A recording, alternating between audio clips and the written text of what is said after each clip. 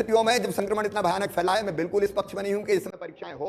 इसलिए 10th के 12th के एग्जाम हमने अनिश्चित काल तक के लिए रोक दिए हैं। जब स्थिति सामान्य होगी तब बच्चों की परीक्षा हम लेंगे। जान बच्चों की बच जाए, वो सुरक्षित और स्वस्थ रहे, ये हमारी प्राथमिकता है। परीक्षा जीवन है तो होती रहेगी। तो कई देशों ने जहां केसेस बढ़ने लगे अपने एग्जाम्स कैंसिल कर दिए हैं। कई राज्य सरकारों ने भी एग्जाम कैंसिल कर दिए हैं।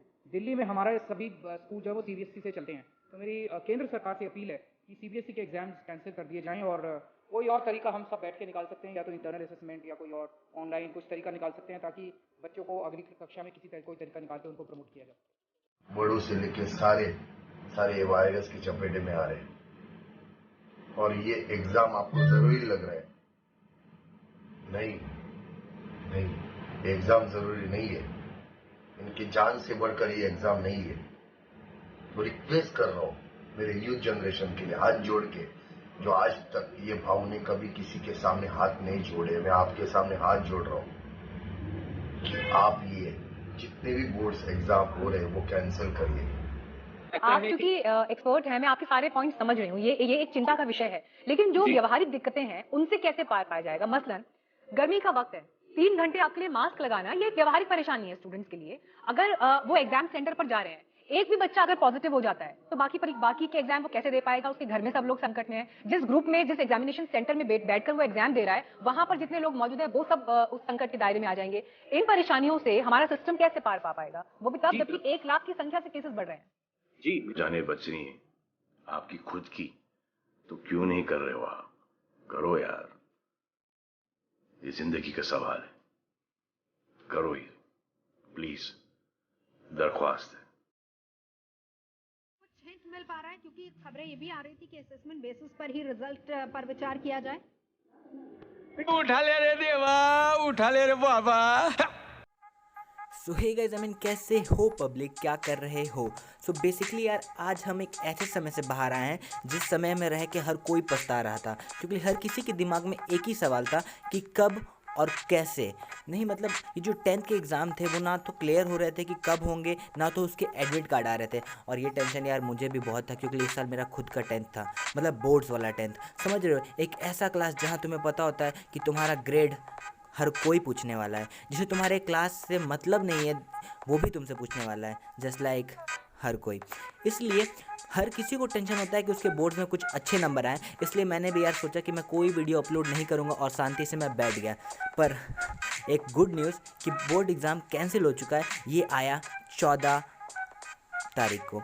तो यार ये 14 तारीख इतना शुभ दिन था जहाँ हर कोई खुशियाँ मना रहा था और हम तो भाई लड्डू बांट रहे थे। क्योंकि यार मैं बैठा हुआ था और सडनली व्हाट्सएप पे एक न्यूज़ आती है कि भाई सीबीएसई एग्ज़ाम कैंसिल हो गया। भाई मेरे दिल में तो जैसे लग रहा था लड्डू फूट रहा है, और मैं इतना ज़्यादा खुश कि मैंने उस फोटो को ना इतने जगह शेयर कर दिया, जो जिनका काम नहीं है पढ़ाई से, मैंने उनको भी ये वीडियो शेयर कर दी। सो यार मैं बहुत ज़्यादा खुश था, और इससे कैंसिल करवाने में बहुत लोगों का बहुत बड़ा हाथ है। जस्ट लाइक बहुत सारे फेमस पर्सनैलिटीज़, जस्ट लाइक आशीष चंचलानी, हिंदुस्तानी भाव। यार मैंने खुद हिंदुस्तानी भाई को रोस्ट किया हुआ, पर मेरे दिल से उन्हें सलाम करना चाहता हूँ। अगर ये उनके कारण पोस्टपोन या फिर सॉरी कैंसिल हुआ है तो हैंड्स ऑफ टू हिंदुस्तानी भाव और ये सारे लोग।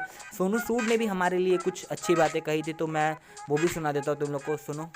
हाय एवरीवन, आज मैं स्टूडेंट्स की तरफ से एक रिक्वेस्ट डालना चाहूँगा कि हमारे देश में बोर्ड एग्ज़ाम्स हो रहे हैं, सीबीएसई के एग्ज़ाम्स हो रहे हैं। मुझे नहीं लगता कि हमारे देश का समय सिस्टम जो है, हमारे देश के जो स्टूडेंट्स हैं इस समय तैयार हैं वो एग्ज़ाम्स देने के लिए। जब सऊदी में सिर्फ 600 केसेस थे तो एग्ज़ाम कैंसिल हुए, मैक्सिको में 1300 केसेस थे, एग्ज़ाम कैंसिल हुए, कुवैत में 1500 केसेस थे, एग्ज़ाम कैंसिल हुए, हिंदुस्तान में 1,45,000 केसेस हैं, 1,45,000 केसेस, और हम फिर भी सोच रहे हैं एग्ज़ाम्स करवाने के लिए, which is unfair.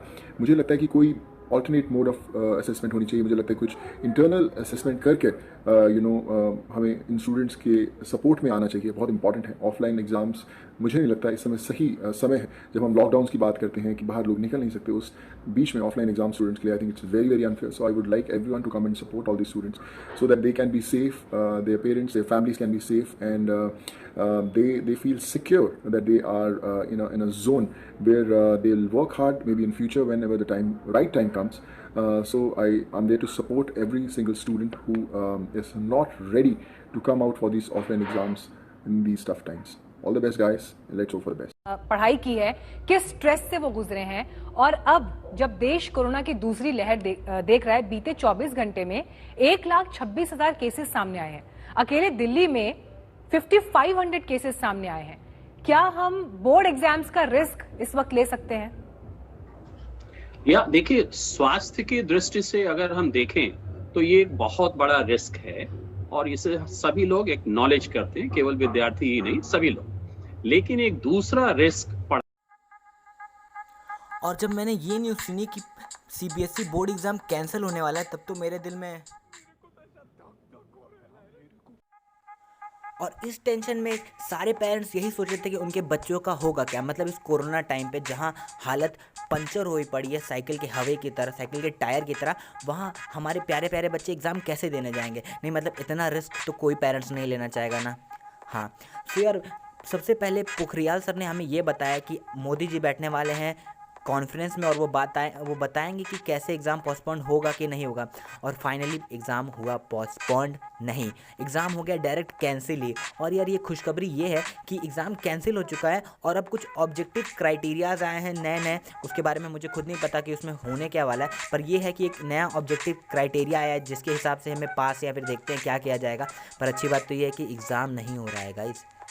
Well done, खुशी की बात है, ताली। आइए बात करते हैं देश के सबसे बड़े कंट्रोवर्शियल इशू के बारे में। ये मेरी राय है दोस्तों, लेकिन यहाँ पर आपको क्या लगता है? सभी लोगों ने कुछ ना कुछ अपनी तरफ से कह दिया, इसलिए मैं नहीं कहूँगा यार, वरना कहीं ध्रुव राठी की तरह मेरा मजाक ना उड़ जाए। इसलिए भाई मेरे दिल में जो है बस मैं वो कचर कचर कर रहा हूँ। सो अगर तुम्हें जो भी अच्छा लगा हो तब तक के लिए सब्सक्राइब कर लेना और bye bye bye bye bye bye bye.